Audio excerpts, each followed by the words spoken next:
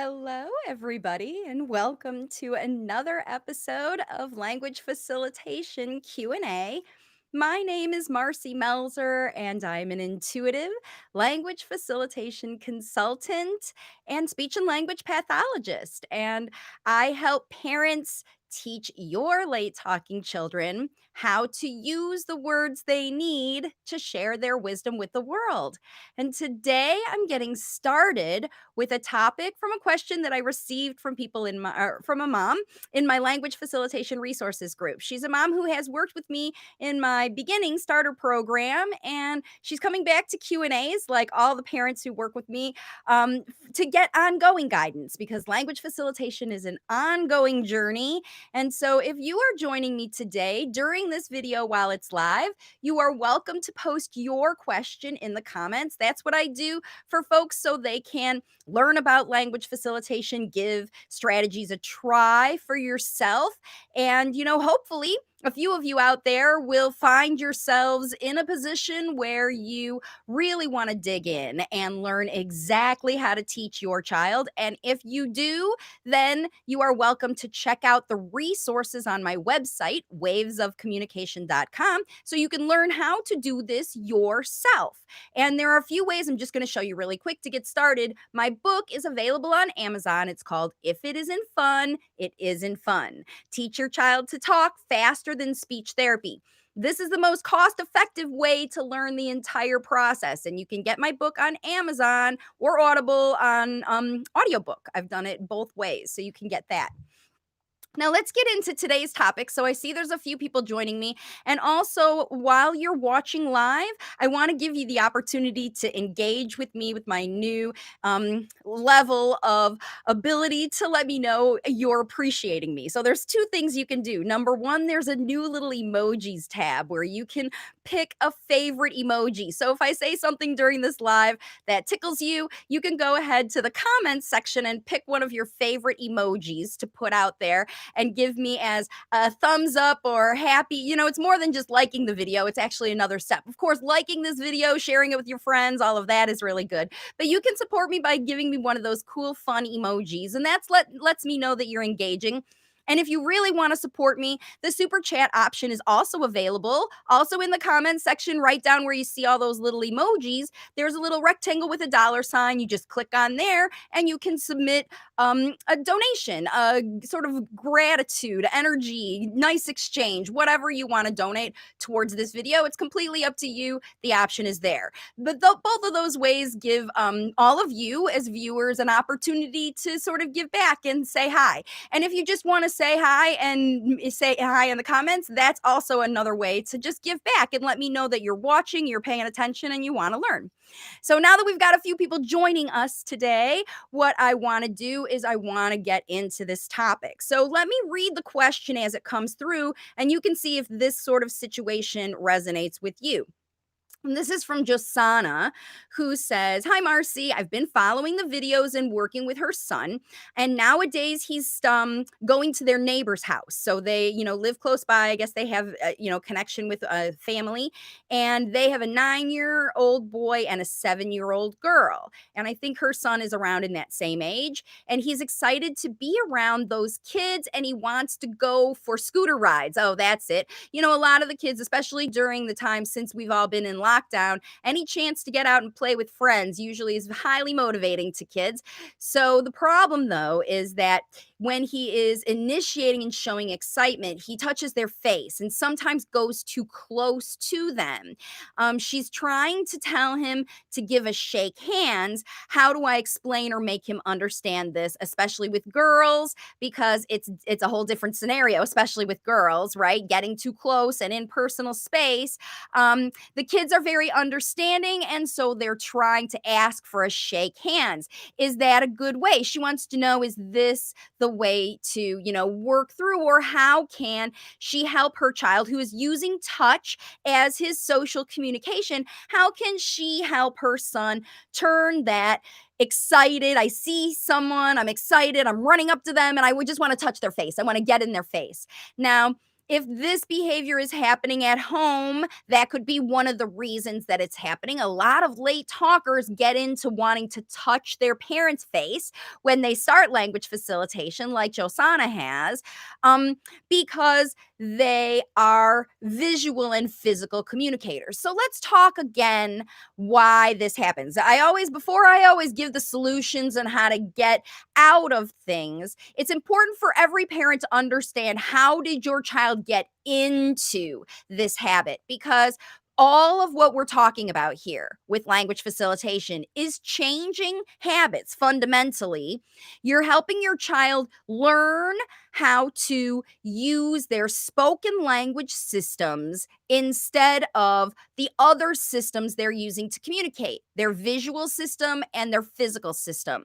So, most late talkers, all late talkers, use one of these other systems to communicate when their spoken language fails. It can also be nonverbal vocalization. So they'll make noises, they'll make actions that you have to see them doing, or they will physically manipulate people or their environment. So they'll take your hand and put it on something, they'll point at something, and if you don't look or come to that thing, they'll eventually come and physically get you and bring you there. And this happens with all late talkers because that's what happens to them. That's the communication they are understanding. If they're late talkers, they're not understanding and following directions as easily as other children are. So parents are physically taking kids and manipulating them through, either visually with visual cues. Look at this, look at this, look at this, the same thing I'm looking at, look over here, and see how I'm doing it with my body. I'm pointing at a thing, I'm showing the thing to someone, getting that person to use their eyes, just like I, as a late talker, use my eyes to communicate. And you, as a parent, have likely been doing visual demonstration to help your child understand, even as you're language facilitating, providing the words your child needs. You have to tie them to the system your child is already using. So if they're using visual systems, they'll be doing things. But in this video, we're going to talk about the physical kids, the kids who communicate with physical touch. That visual system is not their go-to best. It's not how they got their best answer, their best solution. They may have otherwise either used words. I don't know how far you've come with language with your child, if your child is using maybe single words for labeling things, or rote sentences, or just vocalizations, and they don't have the language they need for the social communication they want. They're going to roll back and use the system that works for them. And most of these kids, it's visual or physical. So I'm talking about the visual system because we can replace the physical system with a visual system easier than we can replace a physical system with speech. So if we have to, what happens is speech doesn't work. They try a nonverbal vocalization. That doesn't work. They try a physical, because again, they know they can get you to do it if they push you there, or understand if they push you there, if they physically get you to do it, just like you have done for them. If your child hasn't followed a direction by you telling them, you go to them and you physically help them do that thing. That's what they're doing to you. Now, for social communication, it can be the same. It's visual, waving, that kind of thing. All those things, that's what we're going to talk about replacing some of these with as we move them towards talking. We want to literally go the other direction with this process, because your child will want to use the easier methods if they work for them. Each one of these levels to get down towards physical movement is more labor intensive. It's much easier to say, hi there. I don't even have to stop washing dishes or whatever. And I can say, hello, how are you? I love you. And my hands are busy doing something else. I can just use my mouth. Most kids will give up physical or visual kinds of communication systems because they want to use their bodies and their eyes for other things, to focus on other things. While they're doing something, they can still talk about that thing they are doing, and they don't have to use their hands for the actual physical communication. They can keep doing the thing they want to do. So if your child's playing trains, they don't have to stop playing trains to hand you a picture to say play trains. That's it. We though the physical intervention is the most labor intensive, but it also is the clearest, the easiest to understand. If you want someone to touch this thing, you can point and show them this thing. And that's why kids will use it. So, for a physical need, if a child is touching or physically dragging you to the thing that they want, the way you're going to turn that into language is by moving back up this scale away from physical through visual back to auditory, where they are listening and hearing the words to replace the physical or visual communication that they are using now. Remember, with language facilitation, that's the job we're all doing, is transferring the nonverbal communication into speech. So I know I talked about this for a long time, but it's important to understand why your children are using this thing, because if you just say, stop doing one thing and do this instead, then you are just replacing one physical behavior for another physical behavior. Like, I don't want them touching your face, so we're going to exchange it with a handshake. That is a way to transfer one physical behavior with another physical behavior that maybe is more appropriate. And that is one way to make, because it goes from, the effectiveness of the communication gets better as it gets more intensive. But the more intensive the communication physically is, the more intrusive it is onto the other person. And that's why I wanted to talk today about physical communication and physical distancing, because now we're in a time in the entire world where children need to learn to actually be physically distant from those that we don't know super, super well, those in our household, right? Even children who will be returning to school, while they're not going to be able to be physically distant all the time, they will learn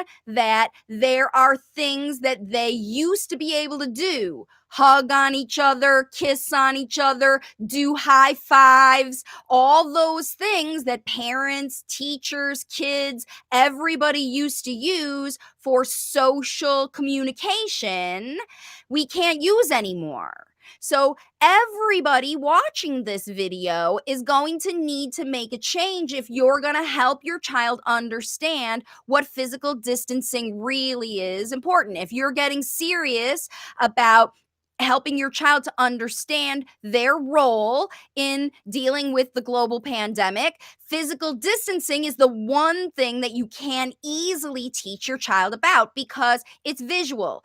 If they are close to a person, too close. Far away is better. More space. Teach your child about the space that goes in between physical distancing. And then once your child understands that space needs to be maintained, then you can help them understand, now that we're in this space, how do we communicate in our new way? Because we used to be able to give hugs. And then most social things that you communicate, you can think of the words that would replace the meaning behind those physical communications. It's pretty easy to do with most social communications because they mean something. Hey, Vanessa, thanks for joining.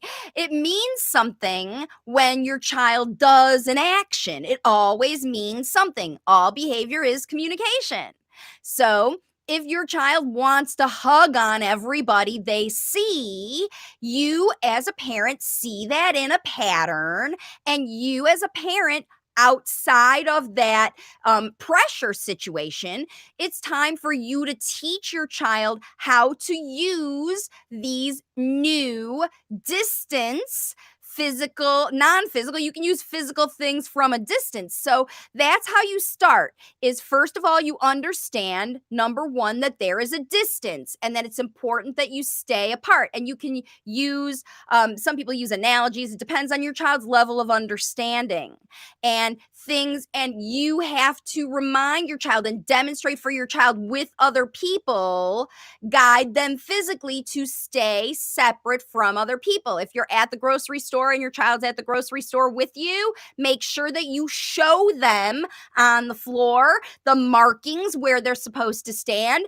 the arrows of where they're supposed to walk, because these are communications and they're nonverbal communications that your child may understand. And you always want to get a clear understanding of the message before you start to facilitate the language behind it. Otherwise, you might have the wrong message, right? You don't want to tell your child, leave that child alone if the child doesn't want to be left alone. They just don't want the child to touch their face, right? So it's very, very important to a late talking child that the language exactly matches the message behind the nonverbal communication.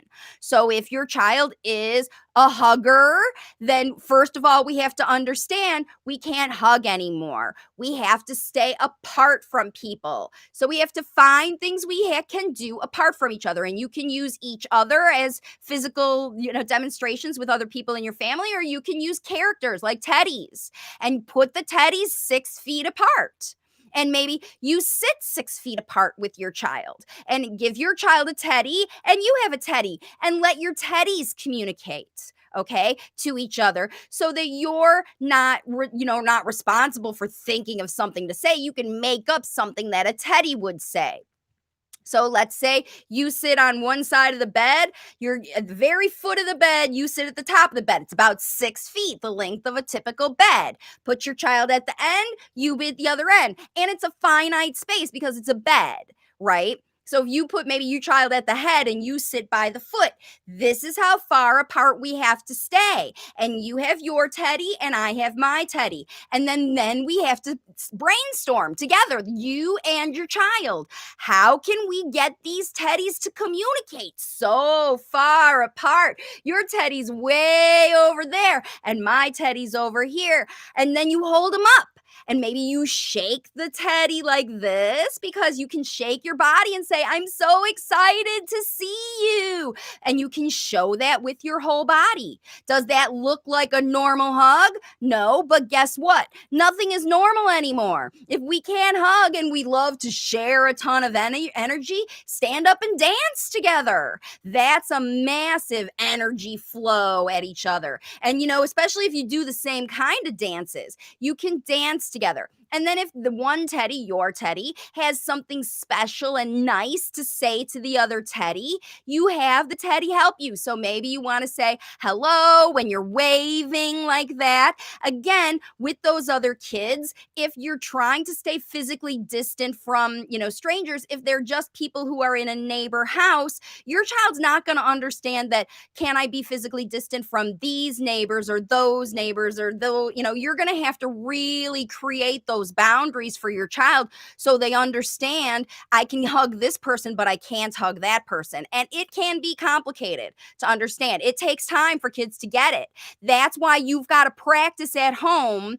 Anybody new communicates like your teddies, okay? 6 feet away, one at one end of the bed or the couch. You can do the same thing with the sofa, depending. Like you got a 6-foot sofa, you got to stay at your end, I got to stay at my end. These teddies don't get to come and hug and cuddle, even though they love each other.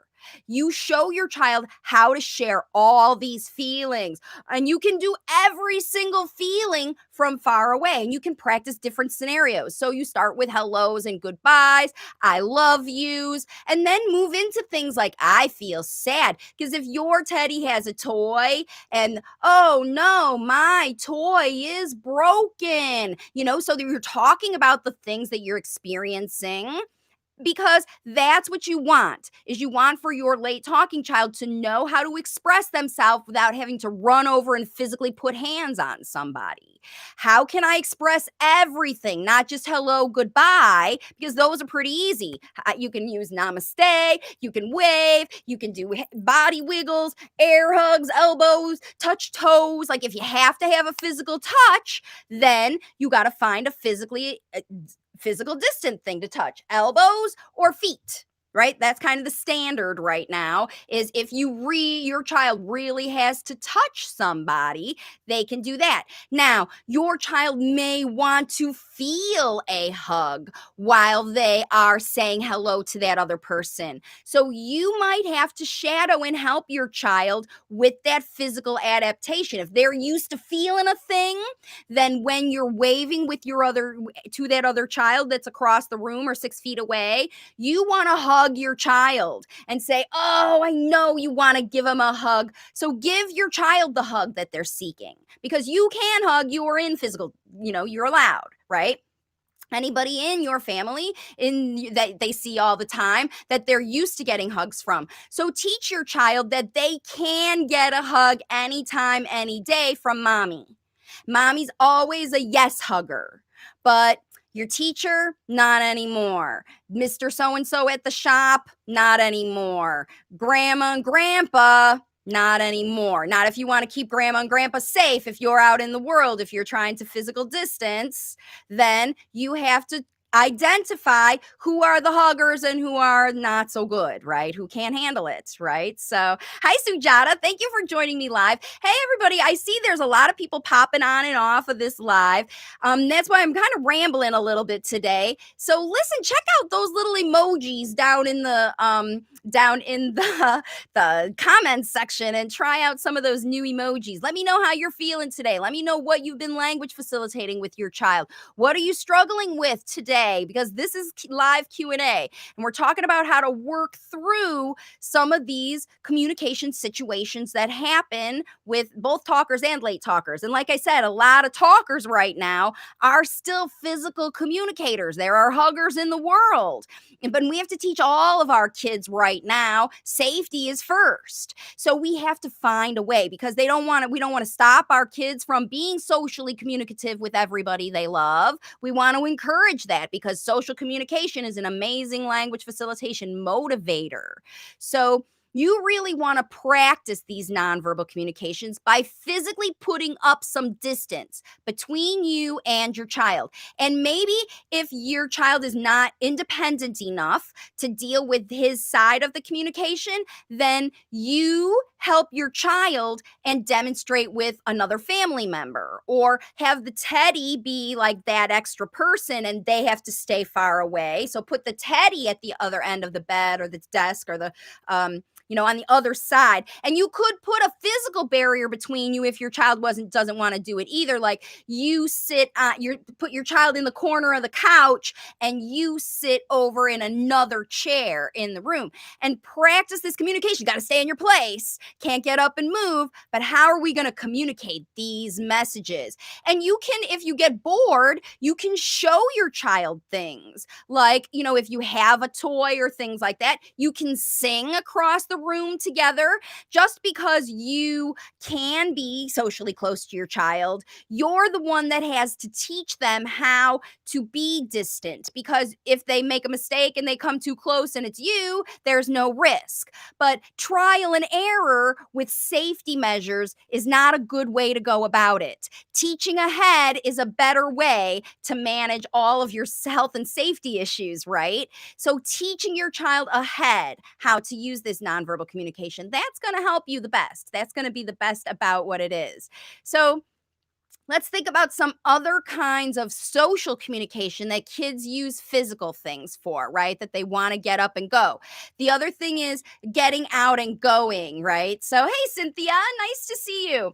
So what are you struggling with? If any of you are struggling with something, go ahead. This is the time to put your question in the comments, because once I finish with this topic, then we'll pop off. So I'm just going to stay on as long as people have something they want to talk about. I'm here to help you. That's what all this is about.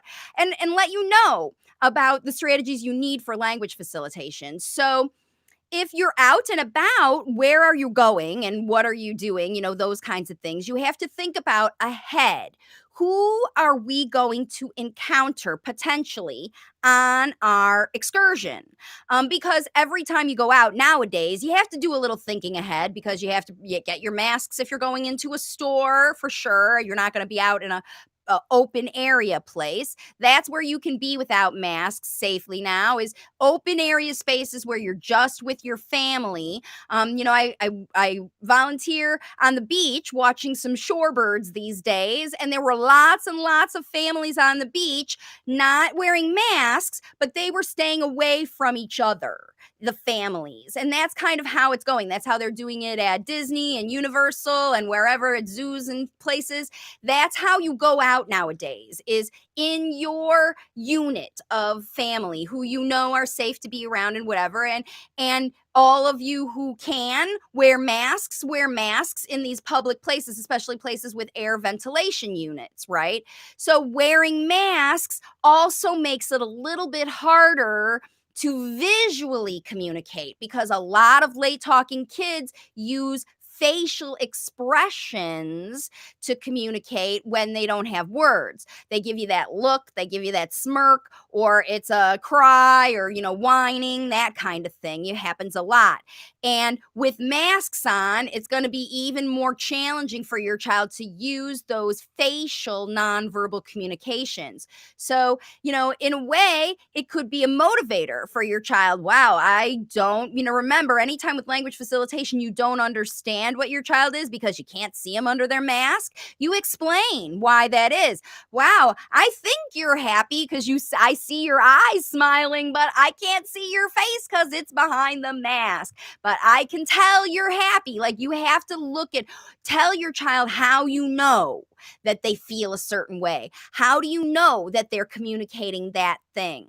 By what they're doing. I see that you're waving. That means you see me. I see that you're smiling. That means you're listening. I see, right? Because you're seeing with your eyes the physical behavior your child is doing. And immediately after that, you're saying the meaning for it.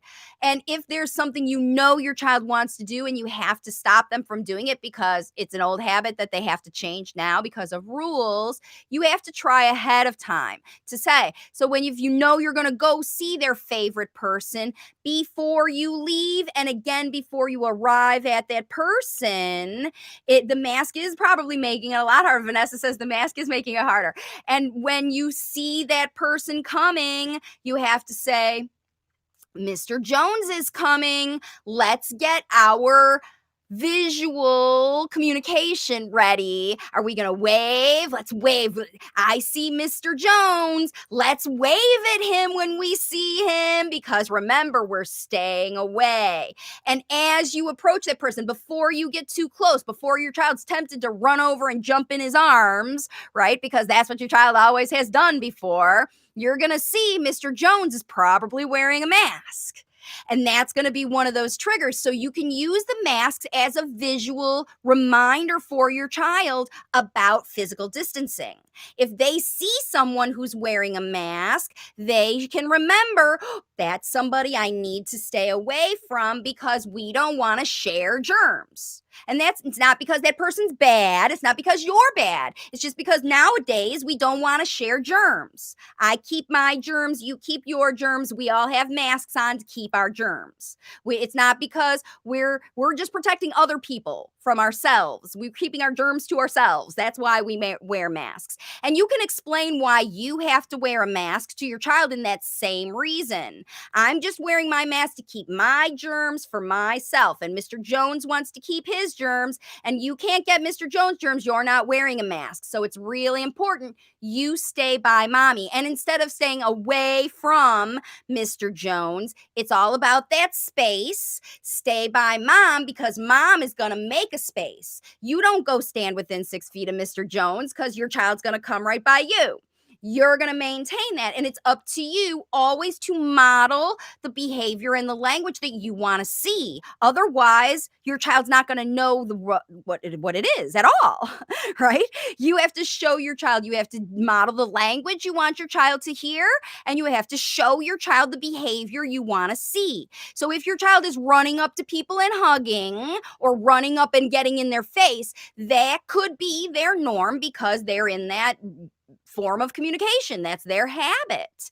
And this is all about changing these habits. And habit change doesn't happen quickly and it doesn't happen easily sometimes. Some people really like their hugs. So if your child is a hugger and they need that physical touch, make sure you're giving extra hugs. Moms and dads and caregivers and nannies who can be close by need to give those extra things that kids are missing at school. They're not getting high fives from their friends and practicing finger snappings and all that stuff because they're not going to school and hanging out with their buddies anymore. You have to provide this physical input for them at home and show them when they go out, there's someone with a mask, there's a whole new set of nonverbal vocabulary. Your folded hands, your waves, your dancing, your elbow touches, whatever.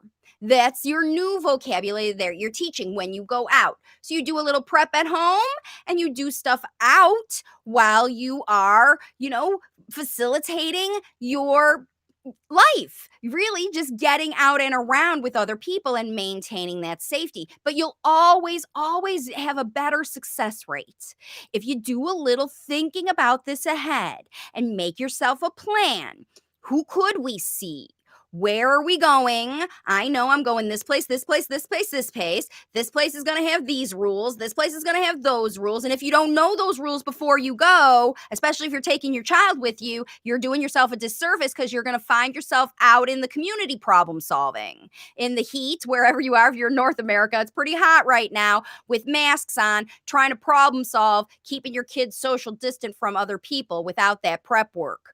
It's up to you to teach your kids about this new normal, which is going to involve face coverings and physical distancing. There's a lot of other normals that are going to be coming and going, but those two are going to be around for the next few years. So get used to it. Get used to it now. And the longer you hold on to my child's a hugger, my child's got a hug, my child's doing whatever, as this situation evolves, you may or may not have a choice. If things lock down again, you're going to be stuck. You don't want to teach your child halfway, and you don't want to teach your child to be resistant to these rules because these rules are going to be here for everybody, okay? And it's better for all of us if the more of us who follow these rules, okay? Those of you who can't follow rules, you know that you have to work with your own situation. Everybody who's compromised, everybody who's watching this has a late talking child. Child's late talking for one reason or another. You've been doing problem solving as long as you've been, that's why you're watching this video, is because you're problem solving parents, right? You're out there learning what to do in these situations, not complain about them, run away from them, or fear them. Right? You can't fear it. You have to understand it and learn how to move through. And that's how you get going. That's how life works to be successful. It's always going to change. And the hardest thing about language facilitation is the change. The strategies are not difficult. Like I said, it's not really rocket science. It's all about how you go about it. It's your mindset that you put in play and the actions you take, because your child is watching everything you do. They are listening to everything you say when they are, unless they're blocking you. If you've been using language facilitation and you're not prompting your child and you're facilitating 2 to 3 hours of listening every day, you have opportunity. You have opportunity to teach your child anything. 2 to 3 hours a day of hard work at anything, you can learn it, right? If you were teaching riding a bike for 2 to 3 hours a day, you'd learn it fast. That's the philosophy behind this. It's functional practice with a skill that not only does your child really, really need to use spoken language to get through their life, but they want to. They want to learn to talk because, again, physical communication, visual communication is harder than spoken language once you learn how. But without it, it's broken. It doesn't work for you. You're going to always go back to even the more difficult things to do. Okay. So we want to show kids that communication is easy, that it's happy, that it's safe, and that it's super fun. And just like I said before, if you haven't already, then you definitely need to check out my book. If it isn't fun, it isn't fun. Teach your child to talk faster than speech therapy. The link is below this video in the description. You can get it on Amazon or Audible. It's the foundation. It will teach you the process because you have to uncover these blockages. You can't just throw speech therapies at your strategies at your child and get them to say words without understanding what's blocking the functional language, because your goal as a parent is to build your child's auditory and language processing systems in their brain so that they learn the language. They don't need to rely on you to interpret for them anymore. They don't need to rely on you to feed them words anymore. None of that. They learn to talk and they become talkers, and their language develops naturally as they evolve when you become language facilitators. And that's how all this works. All right, everybody. Thanks for joining me. I'm not seeing any more comments or questions for today, so I'll pop off of this live for now. Thanks for joining me again. I'll be back every Monday at noon here on YouTube to do live Q&A, and my next Q&A will be over on Facebook. If you haven't been over to Facebook, I have a group over there where I post new information every single day, articles. I share videos from my YouTube channel that are pertinent. I do Q&A over there. Language facilitation resources for parents. You can find the link in the description here. And then, of course, if you want to work with me as a client, you can head over to wavesofcommunication.com and book a strategy call. Book a call. Talk to me about your child. Let me know what's going on, and I will tell you exactly how I can help you turn whatever your child's doing now into spoken language. We can uncover every single blockage, open all those gateways to spoken language, and the language comes naturally when parents become language facilitators. That's how it's going for all the clients in my program. I couldn't be more thrilled to see families all over the world teaching their kids who have seizures, teaching their kids who have ASD, with genetic disorders, with all kinds of developmental glue ear issues, not even evolved ear issues, not even resolved ear issues. They're still seeing progress with their kids because language facilitation supersedes any physical problem, because your kids, if they really want to try, they will push past whatever is going on in their brain that is not developed yet. They can push past it and develop spoken language. Kids are doing it all over the world, and you can do it too. Thanks again for joining me, everybody. I'll see y'all on my next video. Bye for now.